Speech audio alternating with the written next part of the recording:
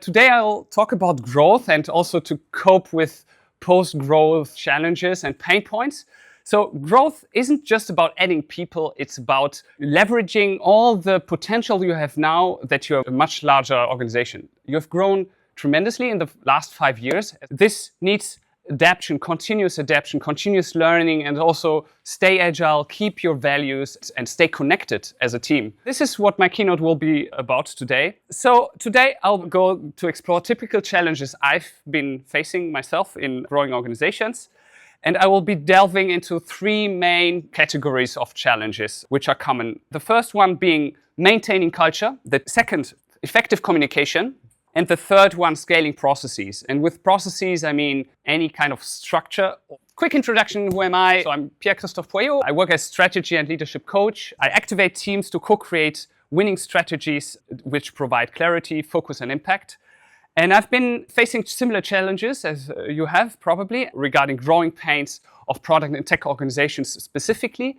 And I've been working in these couple of organizations as employee in various roles like senior manager, head of product operations, or lead agile coach. Today, I'm committed to fostering trust, full collaboration, and growth. So imagine you wake up tomorrow morning and all teams in the software development department organization communicate effortlessly despite the size and complexity of your organization. And imagine the cross-functional teams that once struggled to stay aligned are now very well coordinated and using processes that feel natural to you and that are very efficient and helpful structures for you. Imagine your meetings are always focused, concise, and to the point to be productive. Imagine onboarding new employees is seamless and projects move very quickly through clear frameworks and systems run efficiently. Teams can scale up and down as needed without any chaos or hurdles.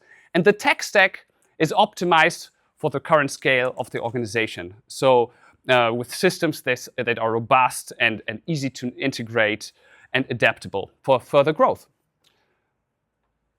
Imagine this is a future scenario. So let's look at culture first. Some typical statements I've heard in the past were, this place isn't what it used to be, or we've lost our vibe from the early days. It used to be like a family, now it's just another corporation. These aren't just obstacles, these are kind of signals that you can take and use in order to push boundaries and evolve further. And every pain point I see as a potential indicator for a breakthrough if you focus on it and put the right effort into it. Looking at culture, so let me share you a little story. When I worked at CoachUp, it's a ScaleUp B2B SaaS software as a service business coaching platform. And when I joined them, I worked only 1 year there. And within this 1 year, the entire organization grew from 300 to 800 people in 1 year. The product and tech teams grew from 5 to 50 teams. Imagine all the customer-facing teams were equally growing. So all the customer-facing teams talking to our users, customers. And all these insights we needed to know somehow. Imagine the mess it also creates and also the impressions it left on our customers. The question was, how do we collaborate with the stakeholders and how does inter-team collaboration work if you grow from 5 to 15 teams? And you can imagine it became pretty demanding. Despite this growth, we wanted to maintain some of our core values, which we had identified in a workshop. One of them was culture of supporting one another. Another one, core value, was zero egos. We all care for the same platform. And the question was, okay, now that we are so many and it became obvious that silos emerged, my colleague Carol, who was leading the design department, she was asking me, how might we exchange customer insights across multiple departments? We started introducing something we called quarterly alignment day, so a cross-departmental day. Initially a day, later we changed it to half a day because it was very energy draining. We learned also and adapted. We invited all customer-facing departments to share the main pain point per quarter, to pre-prioritize it in their own way, and then share it with us face-to-face in front of the entire software development department like you are. Before, the stakeholder collaboration was a bit more narrow because we had a platform, so the coach tribe was focusing on coach relationship team. But on a platform, everything is dependent on one another. So it makes sense to get the overview of it. And they shared great video recordings. They shared real anecdotes. They shared meaningful aggregated reports from the ticketing system. And we did other sharing sessions as well on product discovery topics. And this was one way we could maintain our core values of we all care for the same platform and a culture of supporting one another. Now to you, what is one thing you think keeps your original culture alive? Maybe some ideas in this room. Now let's reflect for a moment. Think of a value of your department which you currently cultivate. What behavior does this value manifest? In what behaviors can you observe it? If you like, feel free to jot it down now, just to capture it. We will use it later. Let's start with two definitions. The first one being basic underlying assumptions. This is a term coined by Edgar Schein. He was working in organizational theory and psychology. These are unconscious, deeply ingrained beliefs, and they exist as a core of a company culture.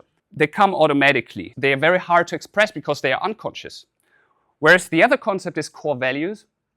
And core values is a term coined by Patrick Lencioni, which I also use much in my workshops. These are more inherent behavioral traits that are explicitly expressed, consciously articulated, and that are non-negotiable. So this means we would do anything to stick to this value, even though it would harm us. It's reflected in every performance management, promotions, hiring, firing, all these kind of things should be slightly institutionalized. So this is what the core value is. And it's something unique, so something which distinguishes your organization from other product and tech organizations. Now, what's the middle ground? Both are enduring, and it's describing a fundamental identity. So the next section is about effective communication, and this constitutes healthy organizational culture. So typical statements here are, for example, I miss the days when we all knew what was going on. Or I'm not informed anymore about everything I should be informed about. Very typical when organizations grow. There is some complexity when it comes to adding new team members, as you can see. So with every new team member added, we have the new relationships which we need to build. And building relationships takes time. So building trust, feeling safe with someone else. Now you can imagine building trust with one coworker usually takes a couple of weeks. Now if we look at adding more team members, and it's only adding one team member per graphic, then you see the complexity with 12 team members having, we need 66 relationships to be built and developed and deepened. And if we now would assume one relationship takes 24 days, what does it mean in terms of time frame for one team of these sizes to build relationships to every other team member which are decent or solid, okay? So let's look at it. So 24 days, so we would need almost half a year for 4 members team. We would need almost 2 years for a team of 12. And we would need over 4 years for a team of 12. Realistically, you will not have maybe this deep relationship to everyone, but ideally you have. So, and now extrapolate this to an entire organization, you can imagine what this means. Every relationship which isn't established then leads up into creating silos, communication silos, by nature. It's not intentional, it just happens. And silos is what makes us inefficient. This is where good communication structures need to be set in place to keep being effective and having a good culture which is cohesive and well aligned. Now, a different model. Discussing and deciding in teams. So there are 2 modes. One is advocacy, where you state your case, you make your point, you advocate. The other one is inquiry. So you ask and seek clarity. You ask Socratic questions. So what do you mean by this? How do you mean this? Etc. This is exploring the other person's point of view. Typically, in smaller teams, people have more time to inquire because they are less afraid to have not sufficient airtime to speak. So the larger the team, the more I want to use the scarce airtime to voice my opinion. This makes it challenging. There is an implicit dynamic. The larger a team is, the less we have inquiry, the more we have advocacy. The downside is the more advocacy we have, the more misunderstandings emerge, because we can't create clarity all the time. This leads to poor decision making. On the flip side, if we have more inquiry, we can have a better shared understanding and as a result have better decision making and yield better results. So what we don't want to do is pile opinion over opinion. What we want to do instead is clarifying what others have been really meaning. Another problem is Conway's law. How you're organized internally is mirroring in the products you create. So the internal complexity of your organization mirrors in the way you communicate, as we just discussed, and this mirrors back into how products are loosely coupled or tightly coupled, well-aligned or disconnected. So this is Conway's law. Maybe one little anecdote from myself. When I was working at Utopia Music, we had the challenge that we needed to share our plans to the rest of the organization. So what are we doing? What are we achieving? What's the progress? When I joined, the formats, cadences, information, and the information quality, how it was shared, was very inconsistent, unreliable, erratic. Because of this, my colleague Kirsty, she came up with the idea, let's introduce the weekly drumbeat. And what she did is she gathered inputs from all the product teams and she aggregated it. And she streamlined it, made it nice, concise, sometimes adding pictures, and she shared it all together in the intranet. And this way we could radiate this into the entire company. So all non-product and tech-related teams could read it, had a great summary and overview, and we could identify synergies. So what are other teams doing? How does it connect to what we are doing? And so forth. Was it an effort? Yes, it was. Indeed, it was a painful effort to get this together. However, Kirsty focused on it. She did it once per week, so it was overseeable. It was worth it for us at this stage of the company. Was it the best practice? I don't think so. However, it was a step forward. Let's look at stakeholder collaboration for a second. There are different ways to communicate with your stakeholders. One can be a talk updates. For example, this is an example of, imagine you have an incident, you might have an incident process for it, you might have dedicated roles defined for it, potentially. At N26, we had this bank, right? You need procedures by law. Everything is defined. So we had incidents commanders, incident communication manager, everything for every single incident.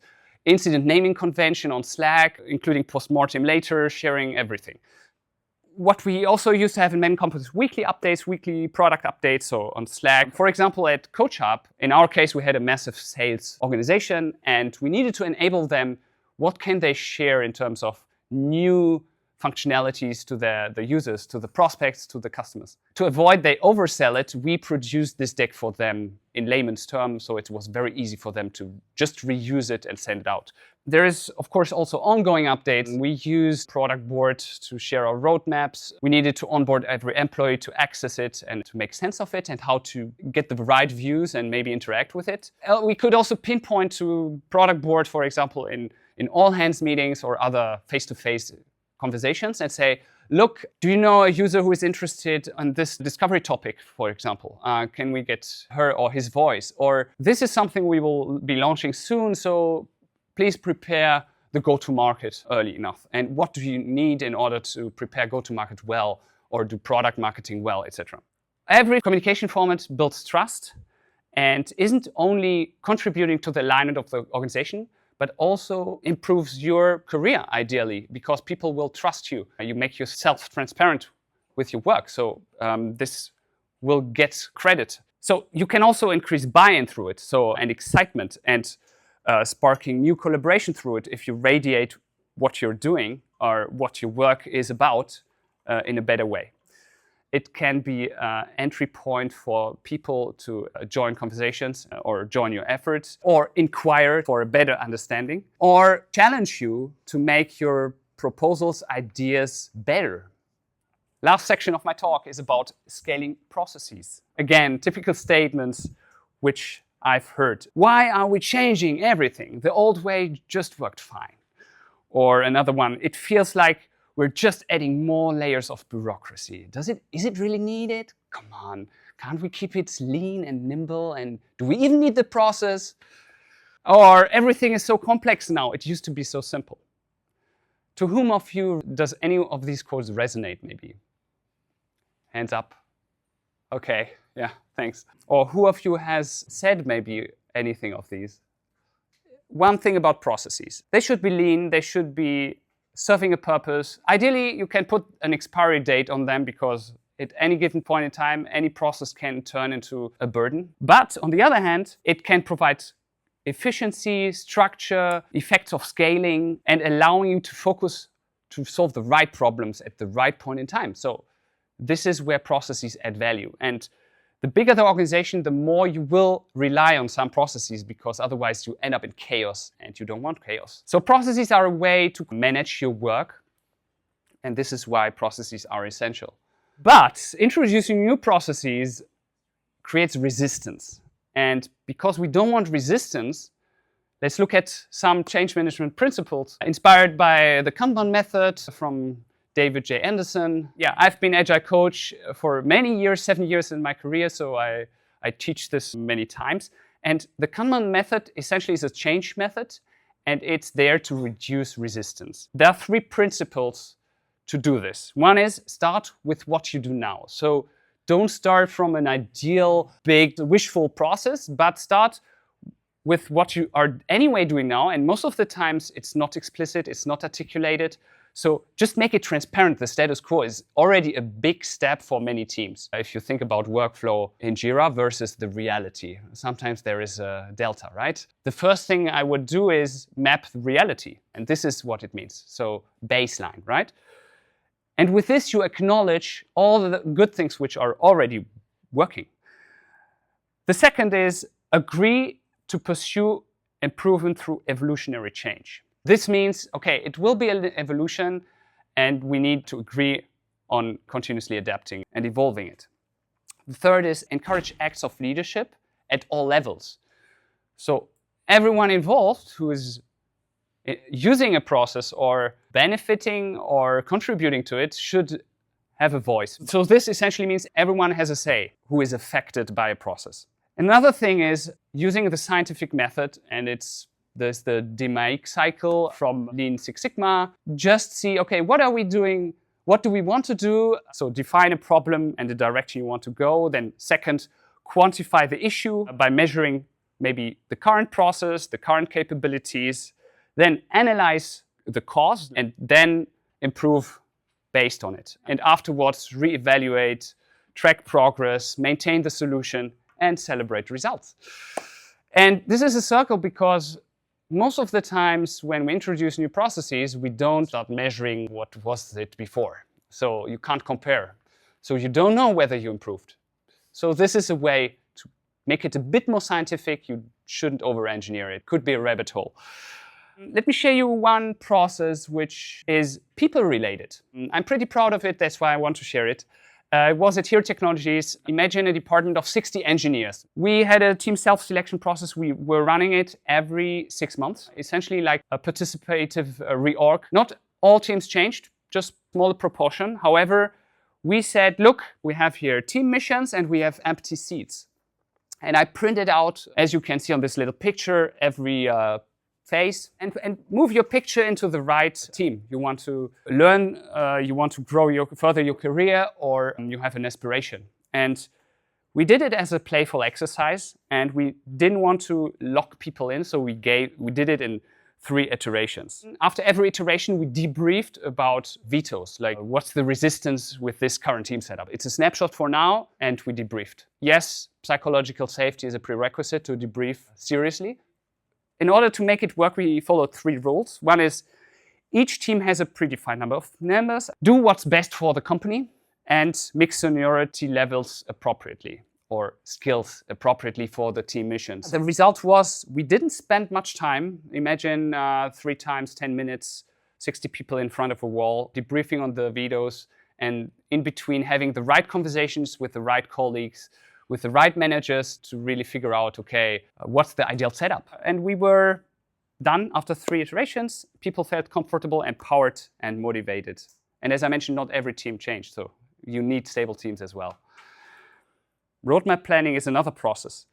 In every company I've been, this is an ongoing adaptation of how do we do roadmap planning the best way. And recently what I liked is the framework called narrative, commitments, tasks. So the first step is craft a narrative about a strategic context and the direction you want to go. Define commitments. What measurable objectives do we choose to contribute to this narrative? Many times in growing organizations, there's high aspirations, so too many objectives get chosen. It's very important that leaders minimize the amount of parallel goals to really provide focus to the organization. Then break it down into tasks, having a feasible path to move towards it, establishing progress rituals. So how can we know we move forward, and do we genuinely move forward? Can we always adapt the goals and the measures because we have new insights, new learning, or new capabilities to measure it smarter?